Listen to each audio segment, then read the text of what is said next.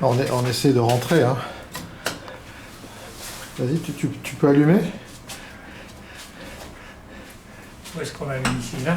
Attends, ça vient de s'allumer. Ah, ça y est. Ah mince, faut recommencer. Ah, Ouais. ah voilà. Ça marche.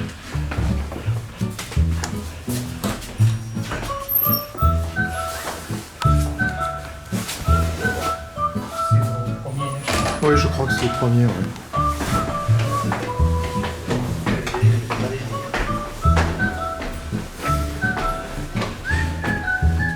Tu as tout ce qu'il faut dans le cartable.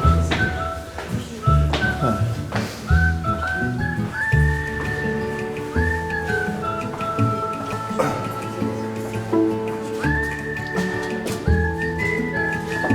Faites sonner. Rentrez, rentrez. Messieurs.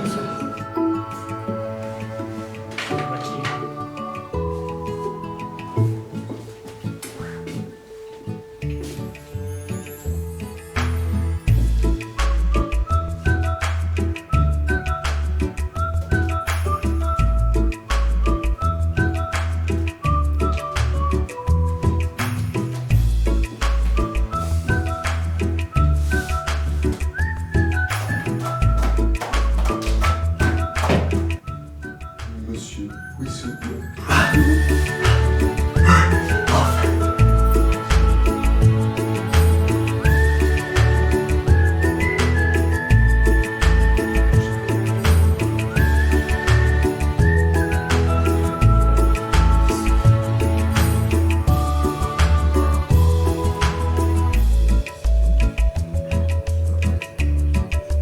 C'est vraiment le livre que j'ai le plus utilisé tout le long de ma carrière. Ah ouais. Oui, c'est Pour le ça. cracher, je voudrais. Ouais. Ça fonctionnait. Voilà, c'est eux, ils travaillent dedans tout le Et temps. encore, ils connaissent une zone.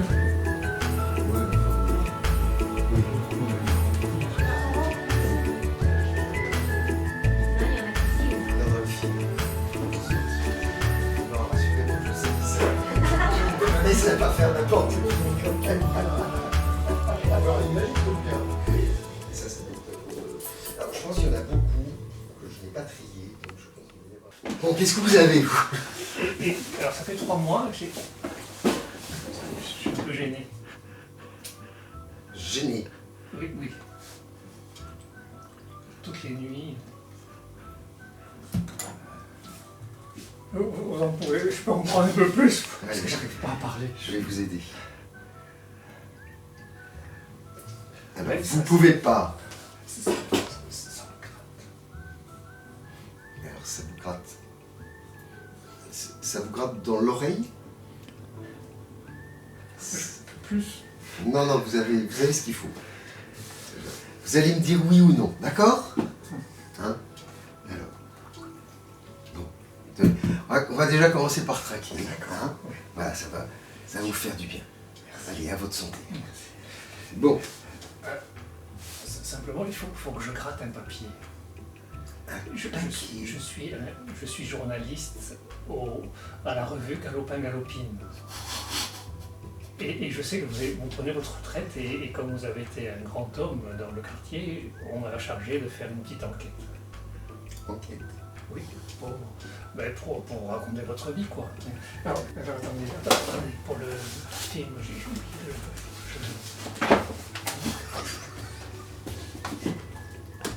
ça va briller sinon. Vous permettez, hein? Allez-y. Et vous êtes journaliste Chez Galopin Galopine. chez Galopin Galopine. Alors, c'est une revue Oui, c'est une revue. Ça fait 30 ans que j'y travaille. mensuelle. Attendez, il faut que je mette l'antenne. Je mette l'antenne parce que sinon je ne peux pas capter. Vous m'entendez? Alors, Monsieur Brunet.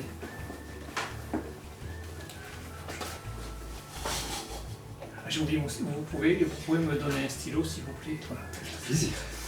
Monsieur Brunet, ça fait combien d'années que vous êtes installé? 37 ans. 37 ans. Est-ce que vous vous souvenez de votre premier patient? Premier.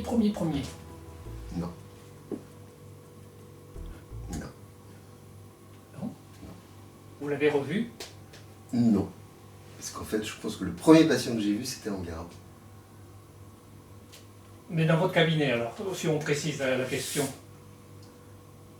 Là, ça sonne, vous êtes votre premier, vous êtes fébrile, vous... Je me souviens plus du tout. Plus du tout. Par contre, la dernière, je m'en souviens très bien. Ah oui, et, vous pouvez l'évoquer ou juste c'était secret professionnel? De quoi, la La dernière? dernière. Oh oui, je peux, oui. Oui, juste ça sans... Mmh. Oui, rien ne sortira, hein. Rien ne sortira de Galopin Ah, Galopin. ah, non. Ça restera dans Galopin Ah, Galopin. oui. Hein, je peux compter sur vous. Oui, donc c'est une de mes patientes que j'ai vue à domicile, en visite, et donc 88 ans, 9 ans. Et la pauvre, elle était angoissée parce que je prenais ma retraite et que je ne lui avais pas amené le médecin qui va aller la voir chez elle après. Pas encore, et donc du coup, elle était hyper angoissée à cette idée-là. Et vous avez trouvé un remplaçant? Alors non, j'envoie les patients sur les médecins environnants. Docteur Brunet, est-ce que vous vous souvenez de l'histoire médicale la plus extraordinaire que vous avez eu à résoudre?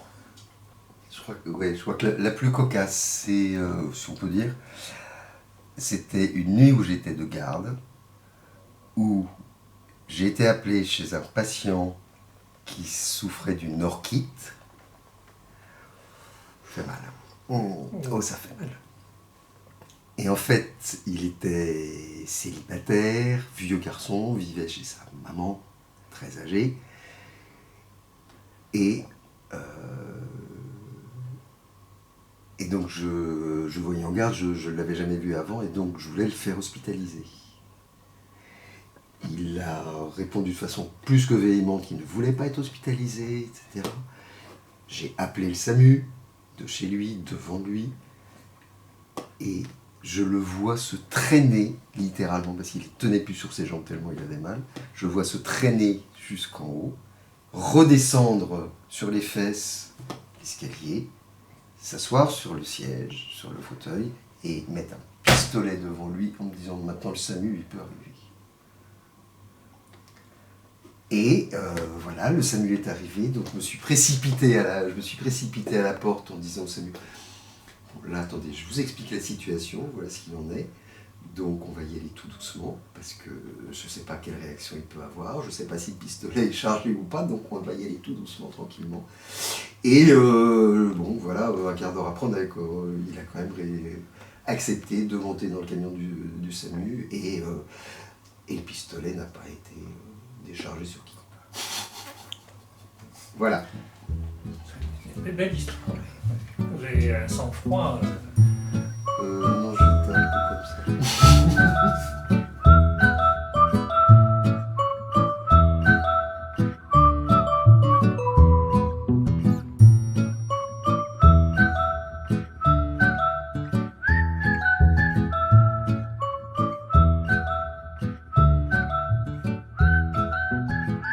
Y a-t-il un objet très particulier ici, auquel vous tenez beaucoup, qui vous a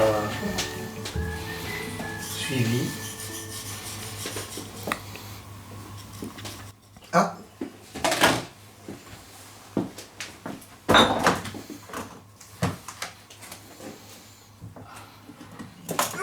Il est lourd. Ah oui, Ah, il avait une cirrhose, non? Non, il est rebondi de joie. Alors, l'histoire de ce Bouddha. De ce Bouddha heureux. Il a besoin d'être nettoyé, je reconnais là vraiment. Là, j'en ai pas. Bon. En fait, c'est une patiente, une vieille dame, qui collectionnait les Bouddhas. Bon. J'avoue que je ne le savais pas. Et quand cette dame est décédée, je vous avoue, je ne sais plus de quoi. En fait, son fils et sa belle-fille sont arrivés quelques semaines après, avec ce Bouddha, en me disant, voilà, on sait que, enfin, c'est lui qui disait, je sais que ma mère aurait été très contente que vous ayez un souvenir d'elle, et nous on a pensé que voilà, on a pensé à vous offrir ce Bouddha-là. Voilà, donc ce Bouddha, il est là en haut depuis ce jour-là, et il m'accompagne. Alors il y a d'autres choses aussi, il y a Oui. il y a ça. Là, vous voyez de qui Oui, il s'agit. Oui. Voilà, donc c'est Et le panneau derrière, là. plutôt la vie. Oui. Je te l'ai raconté. Je- Alors ça, c'est un souvenir moins drôle. C'est un souvenir moins drôle, mais pareil, qui est quand même très très important pour moi. À l'époque, je soignais une jeune femme, elle avait quelques années de plus que moi. Et en fait, c'était une ancienne droguée qui avait réussi à lâcher les drogues les unes après les autres. Sauf qu'elle continuait à fumer et à boire beaucoup d'alcool. Et à un moment, elle avait réussi à arrêter l'alcool. Et donc un beau jour, elle est arrivée avec cette photo en me disant, voilà, ça c'est le contrat que j'ai passé avec moi-même maintenant. Et donc elle m'a offert ça. Malheureusement, ça n'a pas tenu et en fait, elle est partie dans des circonstances absolument monstrueuses, dans le sens qu'elle un soir, elle avait bu plus que ce qu'il fallait. Elle s'est endormie avec la cigarette à la bouche. Elle s'est endormie. La cigarette a consumé tout le matelas et elle est morte en fait en s'étouffant. Et on a retrouvé l'appartement qui était noir de suie à cause de ce qui s'était passé. Et en fait, voilà, pour moi, j'ai toujours voulu garder cette photo. Alors d'abord, elle a été là, et puis ensuite je l'ai mise là. Et pour moi, vraiment, d'abord, plutôt la vie, c'est vrai qu'en tant que médecin, je pense que ça parle beaucoup. Et puis, je pense à Madeleine, puisqu'elle s'appelait Madeleine. Et ça fait, même si ça fait 30 ans qu'elle est plus là, voilà, elle est encore vivante.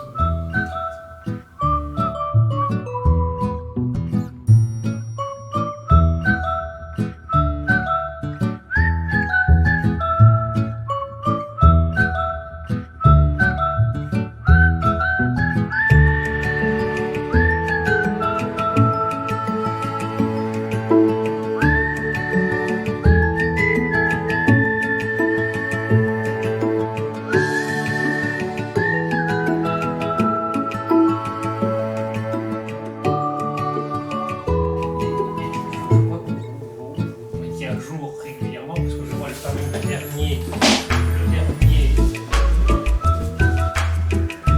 revue qui permet de se maintenir. Vous êtes toujours à la page. Je suis toujours là. Je suis toujours là. Ça, c'est ma vie. Docteur Brunet, pour Galopin Galopine, est-ce que vous pouvez nous évoquer la consultation qui a été la plus longue? Les attentats de Charlie Hebdo avaient eu lieu dans la semaine. Et ce samedi-là, il y avait une marche qui était prévue. Je devais vous y rejoindre. Et en fait, un rendez-vous est pris à 13h ce samedi. Je travaillais ce samedi-là. Et rendez-vous à 13h, enfin, coup de téléphone dans la matinée d'une patiente que je connais depuis des années et qui me dit, j'ai besoin de venir vous voir avec ma fille, j'ai besoin de venir parler avec... on a besoin de venir vous voir toutes les deux. Et donc je la reçois. Et en fait, tout d'un coup, comme quoi les choses sont très bizarres dans la tête, je peux enfin faire le lien. Cette femme s'appelle Colette Maris. Et c'est la sœur de Bernard Maris qui a été assassiné.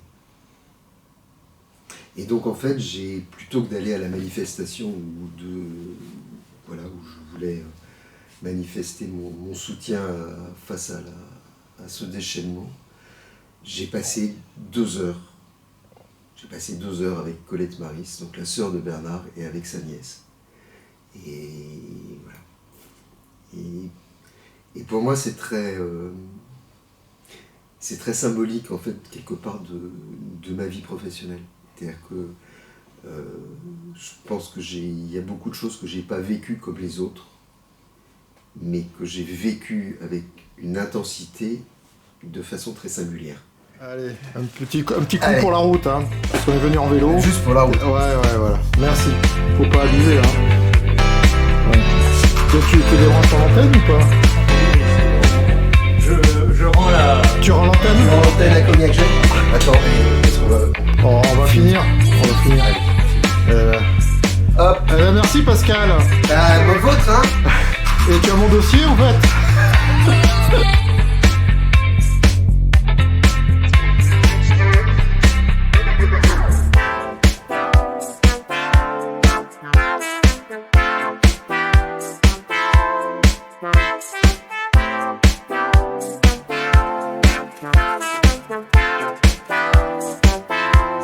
Thank you.